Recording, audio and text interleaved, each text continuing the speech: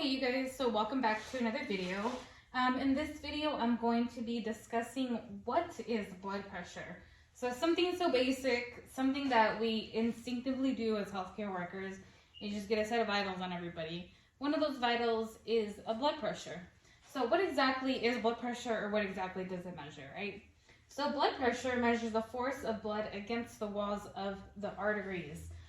So just something to keep in mind. I learned that if you've been in healthcare for a long time, doing your blood pressure is such a basic instinct that you almost forget the definition, right, of what is your blood pressure.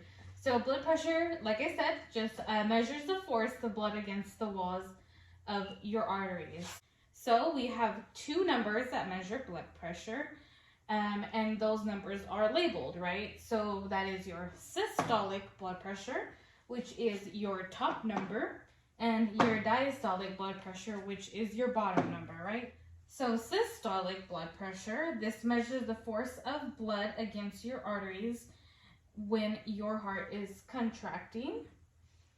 And diastolic, or the bottom number, measures the force of blood against your arteries when your heart is relaxed or in between beats. So I tell my students, say you get a blood pressure of 120/80. How do you know which number is which? Is it 80 your systolic, or is it 80 your diastolic? One thing that I tell students to help them remember is their systolic number is the sky number, right? So this is your top number, you're looking up. This is the up number, the top number. It's the sky. So your systolic number is the sky number. For the diastolic, I tell students to think about down, right? Diastolic, the down, and this is your bottom number. So in this case, 120/80, 120 is your systolic number or your sky number or the top number, and your diastolic is 80, which is the bottom number or the down number.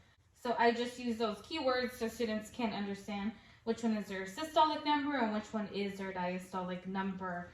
In another video, I will be covering hypotension and hypertension. I just wanted to explain what blood pressure is, what does it measure.